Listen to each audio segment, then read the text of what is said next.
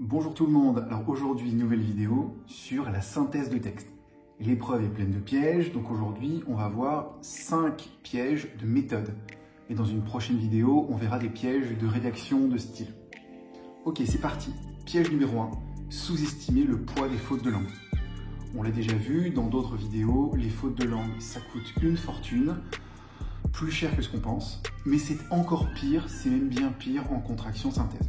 Alors, je vais vous mettre des rapports du jury, comme ça vous voyez bien que c'est pas mon opinion, c'est le jury qui le dit tous les ans. Alors, premier rapport, c'est ESCP 2017. Le respect de l'orthographe est impératif. Certes, les pénalités ne frappent pas la copie dès la première faute, et une licence, entre guillemets, d'une, deux, voire 3 fautes est laissée à l'appréciation des correcteurs. Au-delà, la sanction est forte et appliquée de manière systématique. Donc là, on ne peut pas vraiment être plus clair. Bon, alors là, qu'on soit bien clair, le mot important, c'est l'appréciation des correcteurs. Bon, ça fait 3 mots, mais vous avez compris. Le correcteur est seul maître à bord, il fait ce qu'il veut.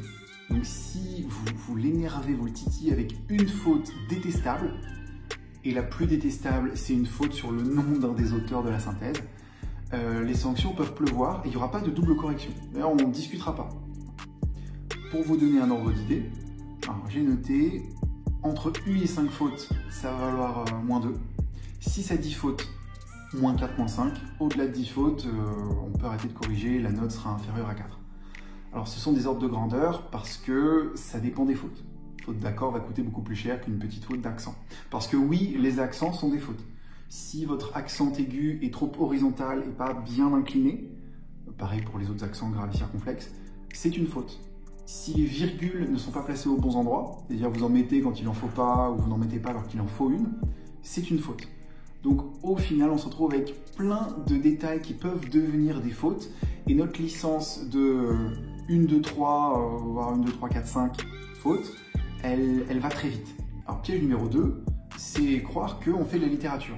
C'est croire que la synthèse de texte, c'est une épreuve littéraire. C'est pas du tout une épreuve littéraire. J'entends tout le temps des élèves qui sont un peu déprimés parce qu'ils ne performent pas bien en synthèse et ils me disent « oui, mais moi je suis plutôt un matheux, plutôt un scientifique, j'ai pas cette fibre littéraire qu'il faut pour réussir en synthèse. » Bon bah bonne nouvelle, il n'y en a absolument pas besoin. Comment je le sais? Comment je peux vous le prouver? Eh bien tout simplement en regardant les moyennes des candidats au concours. Et là, surprise, les moyennes des candidats de filières économiques ou scientifiques, donc jusqu'à 2022 les ECE et les ECS, sont à peu près les mêmes, à quelques dixièmes de points près, que les candidats issus de filières littéraires Cani-Pocan. Tout le monde a entre 10 et 11. Enfin, pas tout le monde a entre 10 et 11, mais les moyennes des candidats économiques, scientifiques ou littéraires sont entre 10 et 11 à tous les coups. Donc il n'y a pas de prime à faire des études Cani-Pocan. Puis le numéro 3, c'est la tentation de frauder. En synthèse, on a entre 270 et 330 mots. Mais des fois, on est un petit peu juste dans un sens ou dans l'autre. Alors on se dit, on va en glisser 1 ou 2 en plus ou en moins, ça ne se verra pas. Puisqu'il y a un bruit de couloir comme quoi les correcteurs ne recompteraient pas les mots des copies et qu'ils le feraient un petit peu comme ça au jugé. Non, c'est faux, tout est recompté. Comment je le sais? Parce que dans les rapports du jury, c'est inscrit, ils ont mesuré qu'il y a à peu près 10% de taux de fraude. C'est absolument énorme. Donc s'il y a 10% de taux de fraude, ils l'ont mesuré. Et s'il y a beaucoup de fraude, ils ont encore plus envie de tout recompter pour tout vérifier. Donc vraiment, ne prenez pas le risque. Vraiment, le jeu n'en vaut pas la chandelle. Et autre chose, comme vous pouvez aussi vous tromper dans le compte des mots, ça arrive, vous allez un petit peu vite. Voilà, au lieu de 330 mots, vous en avez 332. Vous ne l'avez pas vu, mais vous mettez 330 parce que sincèrement, vous croyez qu'il y en a 330. Bon ben, mauvaise nouvelle, on ne vous accordera jamais le bénéfice du doute. Voilà, on va juger que c'est erreur. On va même pas juger que c'est une erreur, on va juger que c'est une fraude. Donc, mon conseil, c'est n'allez jamais aux extrémités de la fourchette. C'est-à-dire, si vous avez 330 mots, débrouillez-vous pour en avoir 325. Ça ne va pas du tout changer quoi que ce soit au niveau de précision de votre synthèse, mais au moins, vous vous prémunirez de ces erreurs de compte qui sont systématiquement requalifiées en fraude.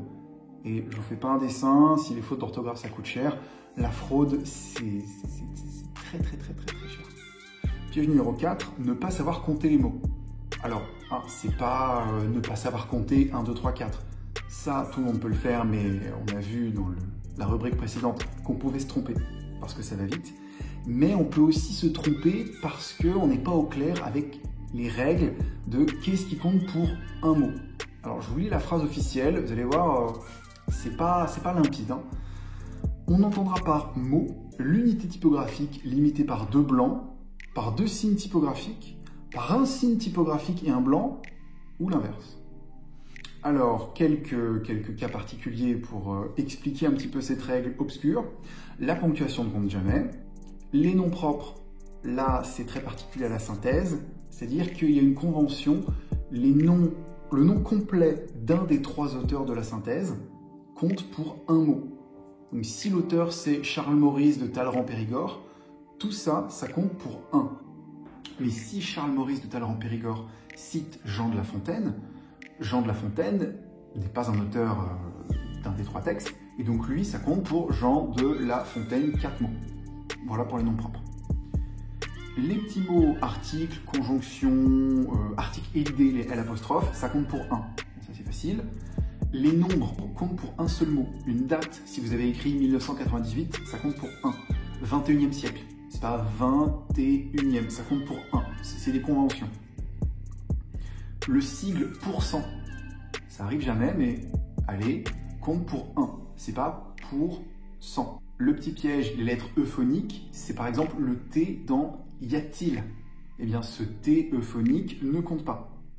Et le plus dur, hein, le boss du game, c'est les mots composés. Alors, les mots composés, par exemple chou-fleur, 1 ou 2, en l'occurrence c'est 2. Socio-économique, socio-économique, 1 ou 2, ben c'est 1. Alors il y a une règle, rassurez-vous, il y a une règle. Voici la règle, si chaque mot qui compose notre mot composé, si chacun de ces mots pourrait exister par lui-même, par exemple chou-fleur, un chou c'est un mot, une fleur c'est un mot, et bien chacun de ces mots compte pour 1. Chou, 1, fleur, 1, chou-fleur, ça fait 2. Socio-économique, socio avec un O à la fin, c'est pas un mot, il n'existe pas par lui-même.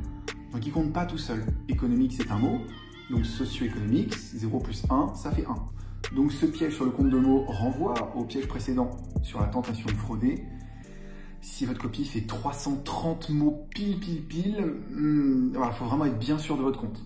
Dans le doute, faites un peu moins parce que vous êtes peut-être trompé sur un mot composé ou un y a-t-il ou un je ne sais quoi. Et 5e et dernier piège, c'est sous-estimer la rentabilité de l'épreuve. C'est une épreuve qu'on travaille quasiment pas. Il n'y a pas de cours, il n'y a pas vraiment de matière, les profs vous entraînent rarement à cette épreuve. Et pourtant, c'est un coef monstrueux. Selon les écoles, c'est 3 ou 4. C'est absolument faramineux. C'est-à-dire qu'on est au-dessus de la LV2 et parfois au-dessus de la LV1.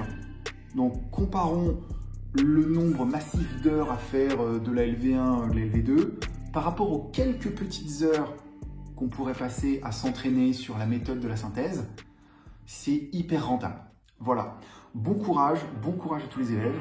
Si vous avez des questions, n'hésitez pas dans les commentaires. Et puis, on se retrouve pour une prochaine vidéo, encore sur la synthèse, qui portera sur les pièges de rédaction de style. À la prochaine.